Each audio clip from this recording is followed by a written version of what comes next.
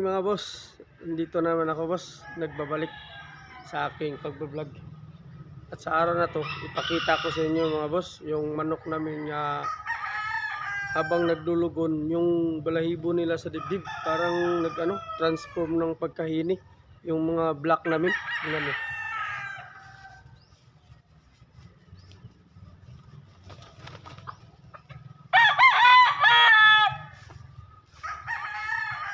Ito mga boss, tingnan yung mga dibdib nila mga boss. Ganito yung dibdib nilang kulay. Parang hini. Parang ng hini yung dibdib balahibo. Habang naglugon sila, parang nagkahini. Hindi lang ito. Bali, 4 sila na black namin. Nawala yung balahibong black, parang nagkahini sila. Nag-iba yung kulay mga boss.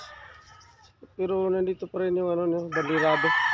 Lumabas na yung buntot na puti. Yan. Ito, gandang katawan.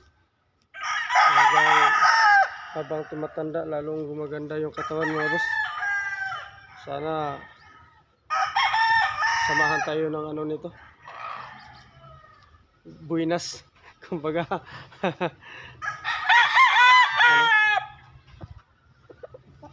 Tsaka ito mga boss, itong one-time winner namin na manok na din, kalahi din to niya. So iba yung ama. Kalahi lang to sa bali yung ama ina nito kapatid noon sa ama. Tingnan niyo.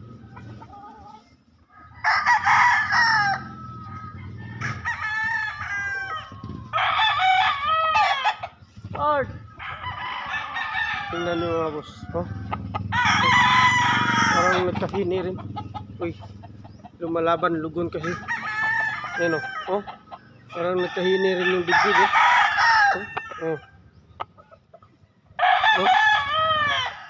Parang nagkaroon sila ng balahibong hini. Iba talaga yung manok pag lugon, tapos hawakan mo, magkaroon talaga ng tapang. Kaya hindi talaga maganda hawakan yung manok pag lugon. Kasi lumalabas yung nila, pagkaman fighter. Yan. One-time winner na walang sugat. Black. Tapos puti-puti yung paa. Yan mga boss. Yan. Saka ito. Ganun dito mga boss. Ito din ito. Din yung niya. Bali, habang naglugon sila, napansin ko na umiiba yung nila, dibdib. Yung balahibo sa dibdib. Parang nagkaroon sila ng balahibong hini.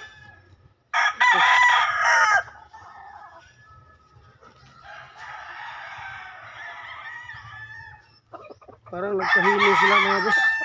Lumalabas yung sana hindi sila mag-transform ng hini dahil ayaw ko sa hini. Medyo hindi ako buinas din sa balahibo na yan. Nakailang bisis na kasi ako bumili ng hini mga boss. Siguro 7 bisis na hini. Puro talo. Kaya ayaw ko yan. Maganda lang tingnan.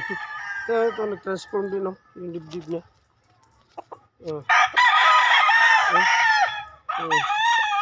Nagkaroon nga sila ng parang pagkahini. Pero mga boss, bultong-bulto yung katawan. Dong! Gusto dong? Ha? Sige. Ito rin mga boss, ang ganda. Habang lumalaki din sila, lalong gumaganda yung yung katawan at saka ang sintad na ng balahibo. Hindi ito namin yung nililigo. Walang ligo kasi wala naman kuto. Malaman mo pag may kuto, pag hawak mo pa lang, dami nang kumakagat sa sa kamay. ang sikreto kasi mga boss, kaya wala kaming kuto dito at saka red mites, nag-alaga kami ng kambing. Kasabihan kasi ng matanda na pag mag-alaga ka ng kambing, ano, pangontra sa red mites. Tingnan nyo, ito, kambing namin, no. Yan, alaga na ng partner ko, asawa ng kapatid ko. Laki, no, buntis na yan mga boss. Kaya gandang kambing to, no? Ganda. Ayan. Tapos ito yung update sa tanim ko na na dragon fruit. May tatlong na, oh. Ganda na ng niya. Ganda na ng pagtubo. May na sila. Ayan mga boss. So lang talaga yung natin mga boss. May pakita ako sa alaga ko na ako ay namangha na nagbago yung kulay nila. At sana naman hindi naman magkaroon ng hini kasi ayaw ko sa hini.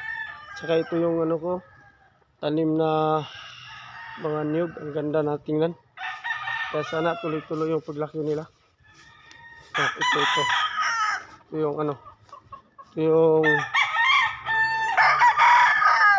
yung isa sa kapatid ng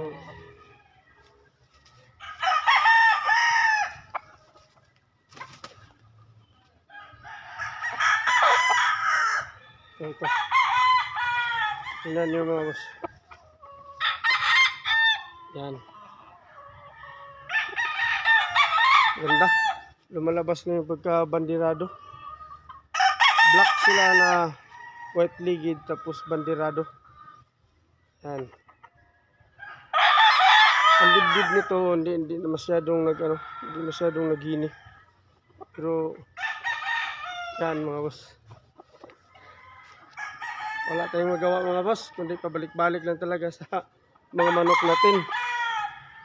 Update lang sa mga manok ko. Yan, kung kailan ko sila malaban. Yan. May mga puti-puti sa pakpak nila. Mga black to mga boss. Yan. Kunti-kunti lang talaga yung natin pagbe-breeding. Kaya ito naman yung namin, gray. Ito yung gray. Yung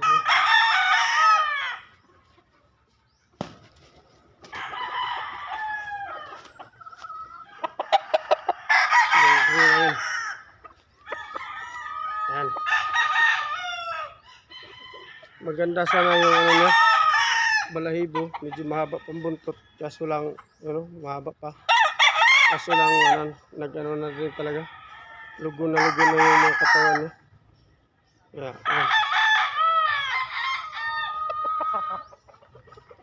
Hindi pa ito na ilaban mga boss, kasi nung time nga dumating ako, naglugo na rin siya. Yan. Gray. Isa to sa mga paborito kong off-color na kulay, gray. Kaya sabi ko nga, pag bumili ako ng iba pang manok, gray na yung gusto kong bilhin. Si paborito kong kulay, gray. Tapos makross namin sa black. Di magandang kulay nila. Yung tawagin sa Bisaya, lambuhon. Yung black gray kung tawagin na sa English. Yan lang mga boss.